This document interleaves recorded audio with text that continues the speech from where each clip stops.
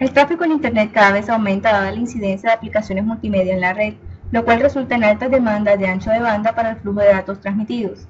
El contenido multimedia de más dificultad para el tráfico corresponde al tipo streaming o descarga en tiempo real, el cual permite la realización de videollamadas y videoconferencias de forma más eficiente. Dada la necesidad anterior, se procede con la creación de protocolos específicos de señalización para el contenido multimedia. Dichos protocolos son desarrollados por el grupo MMUSIC, perteneciente al Grupo de Trabajo de Ingeniería de Internet o IETF. Entre los protocolos de señalización propuestos se encuentran los estándares SIP y RTSP, descritos por los RFC 2543 y 2326 respectivamente. La estandarización y globalización de estos protocolos ha permitido su implementación como lenguajes comunes en teléfonos, servidores de gestión de llamadas, red telefónica pública, sistemas de videoconferencia, videollamadas. El protocolo SIP es el protocolo de inicio de sesión y es de control basado en texto y se implementa en la capa de aplicación para la creación, modificación y finalización de sesiones interactivas de usuario con uno o más participantes. El anterior facilita la movilidad personal de los usuarios. El Parlamento de Telecomunicaciones de Red Inteligente de Servicios define la movilidad personal como la habilidad de los usuarios finales para originar y recibir llamadas y acceso a los servicios de telecomunicación suscrita en cualquier terminal y ubicación, y la habilidad de la red de identificar al usuario al moverse. Lo anterior está basado en una identidad personal única. SIP posee 5 facetas que le permiten establecer y terminar comunicaciones multimedia. La ubicación del usuario. La ubicación es implementada para determinar la subred de cobertura y establecer la comunicación. Las capacidades del usuario. Se determinan los medios y sus parámetros para ser usados. Obtener el estado, capacidad, características y disponibilidad de otro usuario agente. La disponibilidad del usuario es la determinación de la disposición del destinatario de la llamada para establecer la comunicación. La organización de la llamada con el timbrado se da el establecimiento de los parámetros de la llamada para los participantes. Finalmente, el manejo de la llamada incluye la transferencia y la terminación de la llamada. Las ventajas que ofrece este protocolo de señalización multimedia son la simplicidad, consistencia, escalabilidad e interoperabilidad, que es una señalización simple basada en texto similar a HTTP. Se pueden realizar modificaciones no estándar y los clientes tienen el control de las características que lo describen. Es más flexible para la incorporación de nuevas funcionalidades. Puede ser implementada en cualquier aplicación que posea uso de sesiones. Opera conjuntamente con otros protocolos de señalización. Los componentes de una sesión SIP. Se encuentra integrada entre la infraestructura web y posee un modelo cliente-servidor. Los componentes que la describen son el cliente SIP y los servidores de red SIP. El cliente SIP hace referencia a una aplicación que envía peticiones SIP. El participante, cliente o usuario es denominado usuario agente. Se define el usuario agente cliente como aquel que corresponde a la aplicación cliente que origina la petición SIP. Y el usuario agente servidor, que es una aplicación de servidor que contacta al usuario cuando una petición SIP es recibida y retorna una respuesta, la cual acepta, rechaza o redirecciona la petición. Los servidores de red pueden ser proxy, que es un programa intermediario que puede operar como servidor o como cliente para establecer la comunicación. Los servidores de redirección son servidores que aceptan peticiones SIP, mapea la dirección y lo devuelve al cliente. El servidor registrar acepta las solicitudes de registro. En la figura se presenta la interacción entre los componentes SIP, el cliente y el servidor para la transacción generada.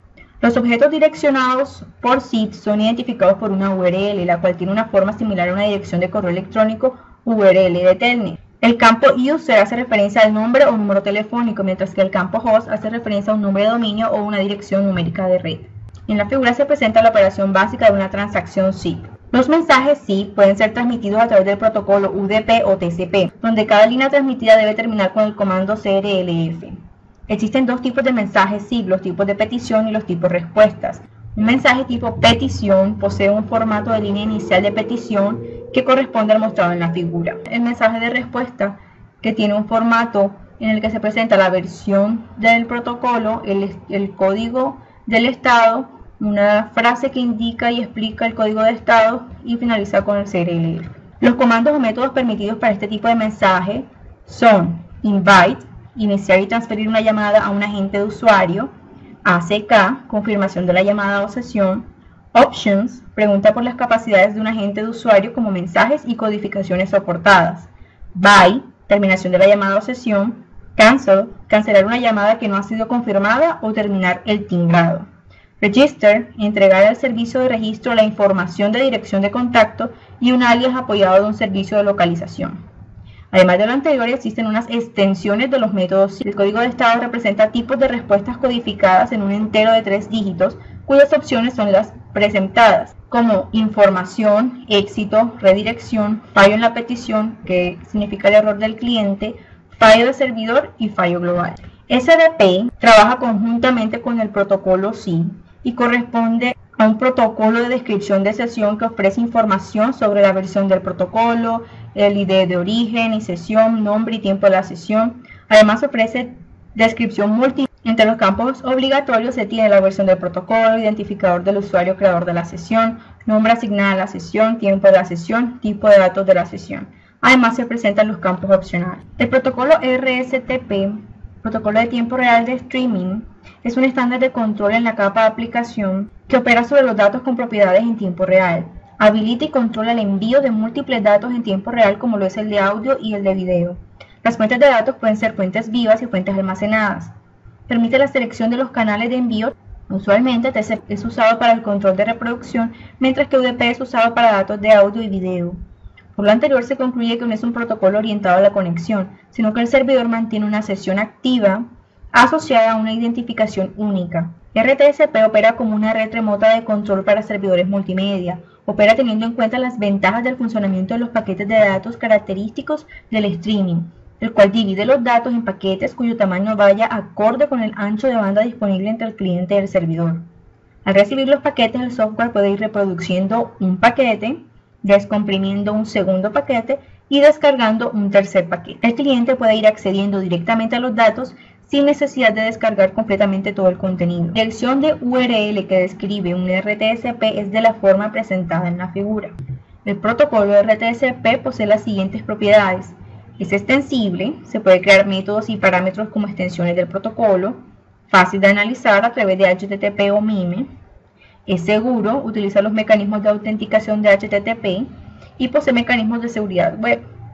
Es independiente de la capa de transporte, puede utilizar UDP o TCP.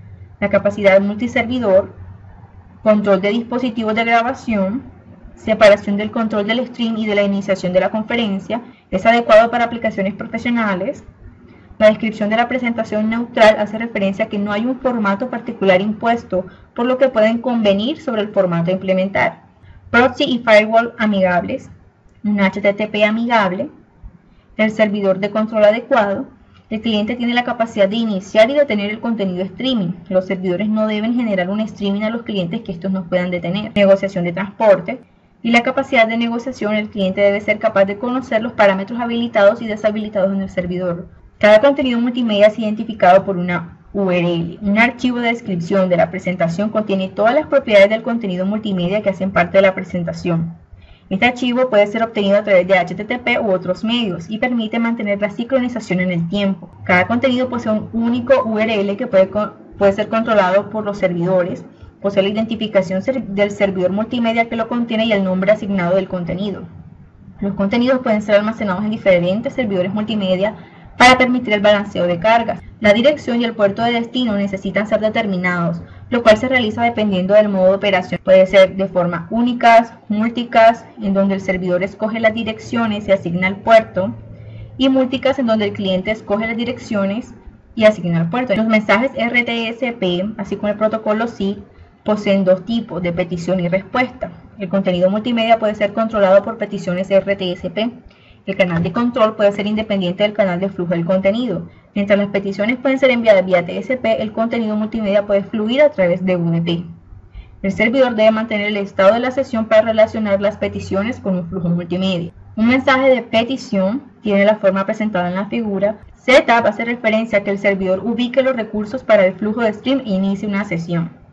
Play y record inicia una transmisión de datos en un flujo de stream. La pausa temporalmente detiene el flujo de stream sin liberar los recursos del servidor, mientras que teardown libera los recursos asociados al flujo del stream y la sesión se suspende en el servidor. El mensaje de respuesta El código de estado es un entero de 3 dígitos que identifica el resultado de la petición. El primer dígito del código de estado define la clase de respuesta, mientras que los últimos 2 dígitos no presentan categorización.